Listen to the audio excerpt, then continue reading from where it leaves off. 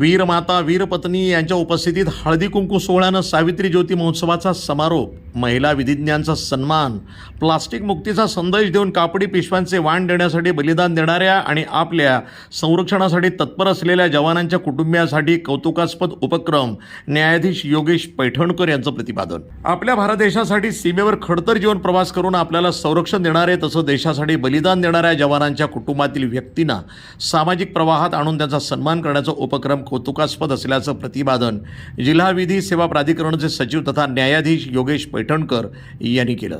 Ahilyanagar bar association, महानगरपालिका, जिल्हा क्रीडा कार्यालय, मेरा युवा भारत, जय युवा अकादमीच्या माध्यमातून सावित्री ज्योती महोत्सवाच्या समारोप प्रसंगी न्यायाधीश पैठणकर बोलत होते.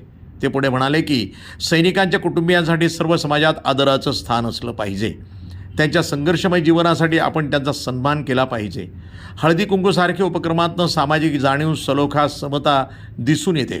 जय युवा अकॅडमी करत असलेले समाजकार्य हे कौतुकास्पद असल्याचंही त्यांनी नमूद केलं. या प्रसंगी अहिल्यानगर बार असोसिएशनचे अध्यक्ष ॲडव्होकेट कृष्णा झावरे, विशेष सरकारी वकील ॲडव्होकेट सुरेश लगड, उपाध्यक्ष ॲडव्होकेट घुले, सचिव शेटे, खजिनदार ॲडव्होकेट वसीम खान, महिला सहसचिव ॲडव्होकेट सरिका झारेकर, कार्यकारिणी सदस्य advocate Prajakta Karande, advocate Anuradha Yewale, advocate Anita Dighe, advocate Mahesh Shinde, Helen Patole, वीरपत्नी फरजाना शेख, अंबिका भोंदे, पुष्पा चौधरी, मनीषा औटी, विद्या काळे आदी सैनिकांच्या कुटुंबातील महिला यावेळी उपस्थित होत्या. यावेळी विधी क्षेत्रामध्ये कार्य करणाऱ्या महिला वकिलांचा यथोचित सन्मान करण्यात आला. तसंच अहिल्यानगर बार असोसिएशनच्या नवनियुक्त कार्यकारिणी संचालकांचा देखील सन्मान यावेळी पार पडला. संक्रांतीचे वाण म्हणून प्लास्टिक मुक्तीचा संदेश देत कापडी पिशव्या महिलांना देण्यात आल्या.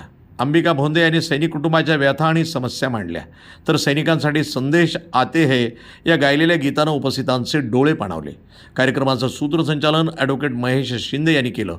आभार अनंत द्रविड यांनी मानले. कार्यक्रम यशस्वी करण्यासाठी advocate Pushpa Jejurkar, advocate Shakila Pathan, advocate Manisha Bhingardive, advocate Gayatri Gund, advocate Dinesh Shinde, advocate Yash Sawant, advocate Akshay Thokal, advocate Tushar Shindage, Rajanitai Tathe, Jayashree Shinde, Aarti Shinde, Kanu Sumbe, Bhausaheb Padir, Manisha Shinde, Tushar Annaware, Sambhaji Giri, Vaishali Kulkarni, Priyanka Nagarkar, advocate Prashant Salunke, doctor Isabai Shaikh, प्राध्यापक सुनील मतकर, जयेश शिंदे, सुहास सोनावणे, राजकुमार चिंतामणी, अनिल साळवे, सचिन साळवे, अश्विनी वाघ, हेमलता कांबळे, दीपाली उदमले, मीनाते म्हसे, ॲडव्होकेट विद्या शिंदे, दिलीप घुले आदींनी विशेष परिश्रम घेतले होते.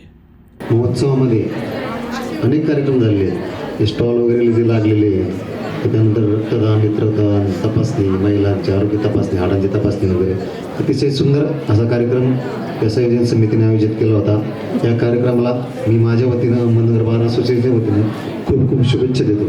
तसेच महेश शिंदे व आयोजकांनी मला, तसेच माझे जे नवनिर्वाचित पदाधिकारी आहेत, कार्यकारी सदस्य, सचिव, सहसचिव, उपाध्यक्ष यांना सर्वांना बोलून या ठिकाणी आमचा सन्मान केला.